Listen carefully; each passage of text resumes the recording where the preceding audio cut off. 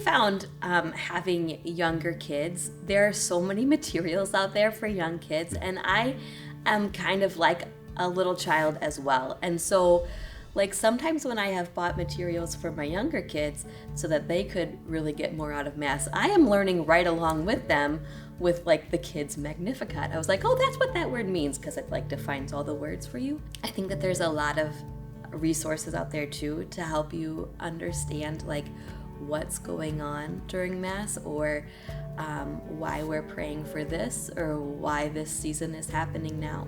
And those are all things that even though I am a cradle Catholic, I didn't really pay attention to until I had kids, and I had to like explain it to my own kids when they had questions. If there was somebody that was like nervous about, well, like I haven't been for a while and I really don't know exactly what's going on, there's a lot of resources out there that are for kids but super useful for adults. Read a couple books about the Mass and about what's really happening during the Mass to help gain kind of a better understanding and a better appreciation for the different parts of the Mass.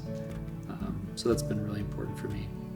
I think going to CGS with my Catechesis of the Good Shepherd with my 3 and 4-year-old, just understanding the meaning behind even the smallest gesture just adds so much depth and beauty to it. So that's been really cool, like just learning alongside my children. But that's, again, another thing we love about the Catholic faith is that there's a reason behind everything we do, and it really is good and beautiful, and the more you learn about it, the more you appreciate it. Preparing for Mass for us looks like, hey, they need this help, we're signing up. And just letting our kids know, like, we're preparing them.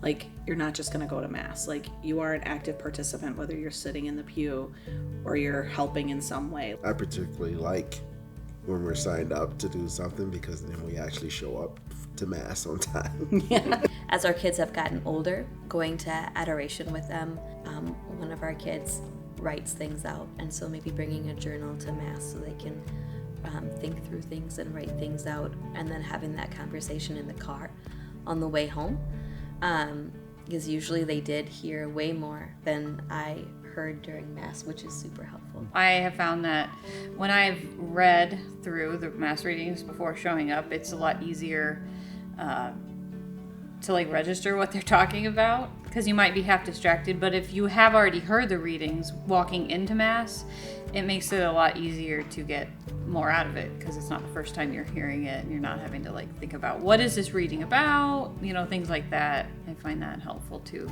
I'll listen to Bishop Robert Barron has a weekly podcast where he'll have his Sunday sermon, so I usually listen to that beforehand.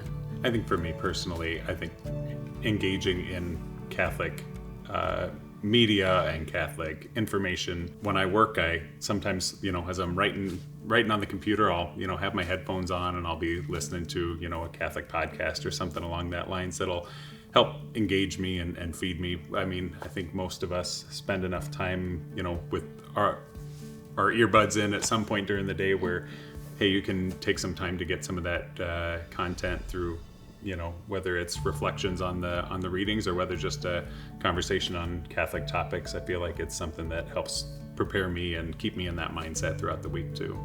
Obviously, Aaron's a lot more educated than I am. I read the children's materials and Aaron